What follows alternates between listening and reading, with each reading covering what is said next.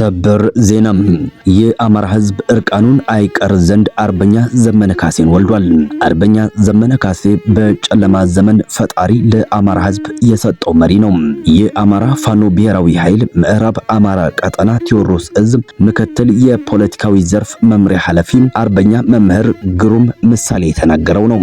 የአማራ ፋኖ ብሔራዊ ኃይል ምዕራብ አማራ ቀጠና ቴዎድሮስ እዝ 105ኛ ኮር 66ኛ ክፍለ ጦር 7ኛ ቀኑን ያስቆጠረም እልህ አስጨራሽ ትንቅንቅን እያካሄደ ነው። የአብይ አህመድ ቅጥረኛ ሰራዊት በበረሃ አናብስቶቹ የፋኖ ብርቱ ክንድ ተቀጥቅጦ እንደ ቅጠል ረግፏል። ዙ 23 ማራኪዎቹ ካላኮርማ ክፍለ ጦር የደፈጣ ጥቃትን በመፈጸም ድል ተጎናጽፈዋል። በዝርዝር እናስደምጣቸዋለን። ወዶ ሳይሆን ተገዶም በአንድ እጁ እርፍ በአንድ እጁ ክላሽ ይዞ ጦርነት የገባው አማራም በገባበት ምሽግ ሁሉ ጀብድ እየሰራም የአገዛዙን ጦር አይቀጡ ቅጣት እየቀጣው ነው። ሌላኛው በስፋት የምንመለከተው ጉዳይ ነው። ጤና ይስጥልን የተከበራችሁ የኢትዮ ራይት ቤተሰቦች፣ በአርስቱ ያደመጣችኋቸውንና ሌሎችንም በርከት ያሉ ጉዳዮችን አሰናድተናል። እስከ ዝግጅታችን ፍጻሜ አብረን እንቆይም። የአማራ ፋኖ ብሔራዊ ኃይል ምዕራብ አማራ ቀጠና ቴዎድሮስ እዝ 105ኛ ኮር 66ኛ ክፍለ ጦር 7ኛ ቀኑን ያስቆጠረ እልህ አስጨራሽ ትንቅንቅን አካሂዷል። የአብይ አህመድ ቅጥረኛ ሰራዊት በበረሃ አናብስቶቹም የፋኖ ብርቱ ክንድ ተቀጥቅጦም እንደ ቅጠል ረግፏል የተባለው በትላንትናው ዕለት ከጠዋቱ 12 ሰዓት ጀምሮ እስከ ምሽቱ 11 ሰዓት ድረስ ቀኑን ሙሉ በተደረገ አውደ ውጊያ የአማራ ፋኖ ብሔራዊ ኃይል ቴዎድሮስ እዝ 105ኛ ኮር 66ኛ ክፍለ ጦር የጦር ጠበብቶቹ በወታደራዊ አዛዥ ሻለቃ ጌጤ አለሙ፣ ምክትል ወታደራዊ አዛዥ 50 አለቃ ተገኘ ደጀን፣ በዘመቻ መሪ 50 አለቃ ወተቱ ተስፉ፣ ምክትል ዘመቻ ወታደር ቻሌ አበበ እንዲሁም የክፍለ ጦሩ ቃኝና መሐንዲስ ጦር አዛዦችና ዘመቻዎችን ጨምሮ በየሻለቃው ያሉ ጦር አዛዦችና ዘመቻዎችም በሰሩት ድንቅ ጥበብ የተሞላበት ኦፕሬሽን ደረቅ ወንዝ ፍልውሃም ብሔራዊ ከተባሉ ቦታዎች ላይ ድንቅ ተአምር የተባለ ፍልሚያ ተካሂዷል። በዚህ አውደ ውጊያም ከፍተኛ አመራሮችን ጨምሮ በርካታ የጠላት ኃይል ሞትና ቆስለኛ ተደርጓል። ጠላት በዙ 23ና ሜካናይዝድ የታገዘ ውጊያን ቢያደርግም የፋኖን ክንድ መቋቋም አልቻለም ነው የተባለው። የአማራ ህዝብ እርቃኑን አይቀር ዘንድ አርበኛ ዘመነ ካሴን ወለደም። አርበኛ ዘመነ ካሴም በጨለማ ዘመን ፈጣሪ ለአማራ ህዝብ የሰጠው መሪ ነው ሲል የአማራ ፋኖ ብሔራዊ ኃይል ምዕራብ አማራ ቀጠና ቴዎድሮስ እዝ ምክትል የፖለቲካዊ ዘርፍ መምሪያ ኃላፊው አርበኛ መምህር ግሩም ምሳሌ ተናግሯል።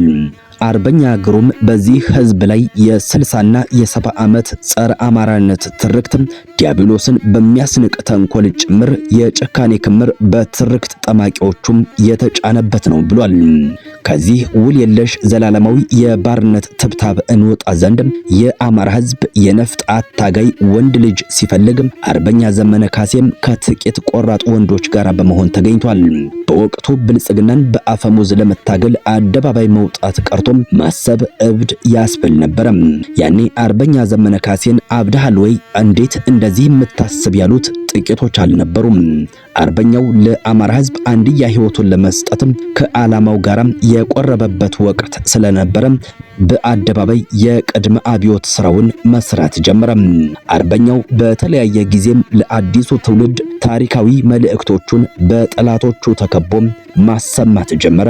ከመልእክቶቹ ውስጥ ለአብነት ያህል ነዶውን ጭድ ውስጥ በመደበቅ ማሸነፍ እንደማንችል፣ ያለን አማራጭ ማሸነፍ ብቻ እንደሆነ፣ የሚያስከብረን ክንዳችን ብቻ እንደሆነ፣ ቀኝ ፊታችንን ሲመታን ግራ አይኑን ማጥፋት እንዳለብን፣ ህቀታችን እስካለች ድረስ ዘመንም ፋኖን አታሰልጥናት በሉኝ፣ ወልቃይት ላይ ከተሸነፍን 4 ኪሎ ላይም እንሸነፋለን፣ ጎጃም፣ ጎንደር፣ ወሎ፣ ሸዋ አንድ አማራ ነው ማለት ጀመረ። በየከተማው የእሳት ኳሶችን አደራጀ መራ። በማረሚያ ቤት በብዙ ሺህ የሚቆጠሩ አማራዎችን አደራጀና መራቸው። አማራ አማራ ነው፣ አማራ ሲሏችሁ አትሸማቀቁም፣ አማራ ሲሏችሁ አትሸማቀቁም፣ ካልሰለጠንና ካልተደራጀን መጪው ጊዜም እንደ ህዝብ መኖር እንደማያስችለን እወቁ ሲል ተናገረ። ጠላት ወደ ገጠር ሲመጣም እኛ ከተማ እንገባለን በማለትም በአጠቃላይ እኒህንና መሰል የተግባር ስራዎችን በጠላት ፊት ገጥሞ በማሸነፍ የአማራን ህዝብ የመራና የባርነት ትብታብን ሰብሮ አማራነት ሕያው ማንነት መሆኑን ድብታ ውስጥ ለነበረ ሁሉም ያሳየ መሪ ነው። በአካል ገዝፎ አማራውን ለማጥፋት ጥርሱን አግጥጦ የነበረውን የብልጽግና አሳማ ከተማ ላይ ተኩስ በመክፈት ይህንን ቅዱስ አብዮት እንካችሁ ያለም እንክት ድርቅ ያለም ልበ ሙሉ ጀግና አርበኛ ዘመነ ካሴ መሆኑን አሳየም። በማያሻማው የራስ አርበኛ ዘመነ ካሴ ወርቃማ የትግል ሂደት ውስጥ ከውስጥም ከውጭም እርሱን ለመቅበር ያልተወጣ ዳገት ያልተቆፈረ ገደል አልነበረም። አርበኛ ዘመነ ካሴ ግን ለቀባሪዎቹ ከማዘንና ቂም ከመያዝ ይልቅ እጃቸውን አፈር ነክተው ስለቆሸሹ ብቻ ያስብላቸው ነበር። የእውነት ቤቷም እግዚአብሔር ነው እንደሚባለው ሁሉ ያኔ የእርሱን መውደቅ ይመኙ ከነበሩ ምናምንቴዎች ውስጥ ግማሹ ፔስታል እንደበላላም ኮስሶ፣ ግማሹ ፍርፋሪ ፍለጋ አረጋ ከበደም ጉልበት ስር ተደፍቶ፣ ግማሹ ዶላሩ አልቆበት እርስ በእርሱ ሲጣላና ሲናከስ፣ ከፊሉ ግራ በመጋባት አገጩን በእጁ በመደገፍ ዋጅማ የበላ በሬ መስሎ እየተንከባለለ፣ በጣት የሚቆጠሩት ደግሞ የትግል መቅኔያቸው ፈሶም የሚሊሻ አበል እየተቀበሉ ድንቢጦ ፋክለው ቲክቶክ ላይ በነጠላ ዜማ እያየናቸው ነው። ነገር ግን እነዛም እውነትን፣ ትክክለኛ የዓላማ አገር ጽናትን ምግባቸው፣ ሰማዕታትን የትግሉ ጉልበት፣ መሪን ተስፋ፣ ህዝባቸውን ቤዛ እንዲሁም ተቋማቸውን መከታ ያደረጉ ከአርበኛ ዘመነ ካሴ ጎን የነበሩ ብርቱና ንቁ ወንድሞቹ ግን ዛሬም በነጻነት መንገድ ድላቸውን እያሰቡ በወርቃማ ብርሃን ላይ እየተጓዙ ናቸው። ከዚህ በፊት አማራነት መገደያ፣ መፈናቀያና መታጎሪያ ኢትዮጵያዊ ኮድ ነበረ። ዛሬ ላይ በዚች ትንሽ የአብዮት ጉዞ እኩልነት፣ ነጻነትና ፍትህ ለሚፈልጉ ኢትዮጵያውያን ሁሉ አማራነት መከበሪያና ማስከበሪያ፣ መታገያና ማታገያ ኮድ ሆኖ ብቅ ብሏል። ለአንድ ክልል ብይም ህገ መንግስት አልቀየርም የሚል አጉራ ዘለል የለም። ዛሬ ላይ ብሔርህ ምንድነው ሲባል አማራ ነኝ ለማለት የሚሸማቀቅ አማራዊ ወጣት የለም። ዛሬ ላይ አማራነትን በጎጥ ካባ ወሽቆም ማሳነስ አይቻልም። ዛሬ ላይ ፋኖን አሻጋሪ እንጂ አሸባሪ የሚለው ምድራዊ ኃይል የለም። ዛሬ ላይ የሰኔ 15ቱ ድሪቶ ፖለቲካም የአማራን ወጣት በጎጥ መከፋፈል አይችልም። ዛሬ ላይ 3 ክላሽ ይዘው ነው ውር ውር የሚሉ የሚል የለም።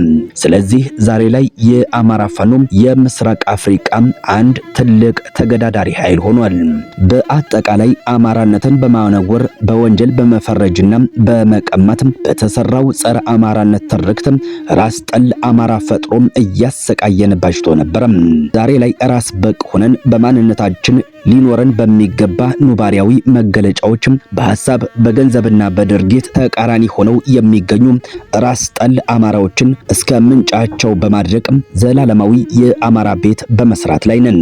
በዚህ ሁሉ ጉዞ ግን ድንገት አብዮቱን ከብልጽግና ትከሻ ላይ እንዲፈርስ በህይወት ያሉም የሌሉም አመራሮችንም አባላት ብዙ ውድ ዋጋን ከፍለዋል። ከነዚህ ውስጥ ደግሞ ራስ አርበኛ ዘመነም ግዙፉን ድርሻ ይወስዳል። ይሄ እንዲሆን ደግሞ የጀነራል አሳምነው ጽጌን ወርቃማ ህልም ውልፍት ሳይል የሚያሳካ አእምሮና አብዮቱን የሚሸከም ትከሻ ሲፈለግ የተገኘው ከራስ አርበኛ ዘመነ ካሴ ላይ ብቻ ነው። ይሄ ደግሞ መሬት ላይ የሚታይ ሀቅ ነው። ለማንኛውም መልካም ህዝብ ጀግና መሪን ይፈጥራል። ጀግና መሪ ደግሞ አዲስ ጀግና ትውልድን ይፈጥርና ህዝቡን የተከበረ ያደርገዋል። አርበኛ ዘመነም በጨለማ ዘመን ፈጣሪ ለአማራ ህዝብ የሰጠው መሪ ነው። በሌላ መረጃም ወዶ ሳይሆን ተገዶም በአንድ ጆርፍ በአንድ እጁ ክላሽ ይዞም ጦርነት የገባው አማራም በገባበት ምሽግ ሁሉ ጀብድ እየሰራም የአገዛዙን ጦር አይቀጡ ቅጣት እየቀጣው በድል ተጉዟል። አማራ በቀደመችው ኢትዮጵያ በሀገረ መንግስት ግንባታ ሀገር ያቆየም ሀገር ያቆመም ወደር የለሽ ህዝብ ነው። አማራም በብዙ አላዋቂዎች መሃል አዋቂም አስተማሪም ፈርቀዳጅ ሆኖ የተገኘም በድቅድቅ የኢትዮጵያ ጨለማ ውስጥ ሻማ ሆኖ የተገኘም ኩሩ ህዝብ ነው። ሽንት ቤት መቀመጥን፣ ምግብ ጠቅልሎ በስርዓት መጉረስን፣ አጥቦ መልበስን፣ የኑሮ ዘይቤን የቀየረም ያስተማረ አማራ ነው። አማራ የተራመደበት ቅዱስ ስፍራም፣ የተጠለለው ዛፍ፣ የቀየሰው መንገድ፣ የሰነደው ታሪክ፣ የከተበው ፍቅር፣ ያኖረው አማኝነት ስለ ደግነቱ፣ ጀግንነቱ፣ አርቆ አሳቢነቱ፣ አልበገር ባይነቱ ምስክር ነው። ትላንት አማራ የሚባል ህዝብ ከምድረ ገጽ መጥፋት አለበት ብለው እነ አብይ አህመድ፣ ሽመልስ አብዲሳ፣ አዳነች አበቤ፣ ብርሃኑ ጁላ ከሌሎች ስመ አማራ ባንዳዎች ጋር አብረው አማራ የሆነን ያገለለች ኢትዮጵያን ለመመስረት ተማሪውን ደብድበው አፈናቅለው ገበሬውን ዘር ከልክለው ምሁሩን አሳደው አንቂዎችን ወደ እስር ቤት ማግደው እናቶችን አሳቀው ሴት አዳሪዎችን ደፍረው ወጣቶችን በጅምላ አፍነው አማራን እንኳን ትጥቁን ቀበቶውን እናስፈተዋለን ብለው ከልዩ ኃይል እስከ ኮማንዶ ከመከላከያ ሰራዊት እስከ ፌደራል ፖሊስ ከአጋዚ እስከ ባህር ኃይል ከጸረ ሽብር እስከ ሚሊሻም በአማራ ላይ ቢያዘምቶም ፈጣሪ አትሞት ያለው አማራ በጎጃም ቆራጡ አርበኛ ዘመነ ካሴም፣ ዝናቡ ልንገረው፣ ማርሸት ፀሐዩ፣ አርበኛ አስረስ ዳምጤና መሰሎች፣ በሸዋ መከታው ማሞ፣ ጀነራል ተፈራ ማሞ ስምን መላክ ያወጣዋል እንደሚባለው ደሳለኝ ሲያስብ ሸዋን ከሌሎች አልሞ ተኳሾች ጋር በወሎ አልበገር ባዩ ምሬ ወዳጆን፣ ፍቅሩ ሙልዬና ሌሎችም በጎንደር ሻለቃ ደረጃ ሀብቴና ሌሎችም ጀብደኛ አዋጊና ተዋጊ የጦር አዛዦችን አስቀድሞ አዘጋጅቶለት በፉከራ የገባን ጠላት አንድ ጥይት ለአንድ ጠላት በሚል መርህ እያናዘዘ መለሰው። ይህ ከሆነ 2 ዓመት አልፏል። የአገዛዙ ጦር እንደ ቅጠል እየረገፈ ነው። የፋኖ ጦር ምንም እንኳን እንደ አንድ ቃል ተናጋሪ እንደ አንድ ልብ መካሪ ህዝብ የጠበቀውን አንድነት ባያሳካውም በተሰለፈበት ጎራ ሁሉ ሚሊዮን ዶላር ሳያጓጓው ለተሰለፈበት ዓላማ ጸንቶ የአገዛዙን ቅስም አከርካሪ እየሰበረ ነው። የተወደዳችሁ የኢትዮ ራይት ቤተሰቦች የሰዓቱ መረጃዎቻችን የተከታተላችኋቸውን ይመስሉ ነበርም። ቸርቸሩን ያሰማን።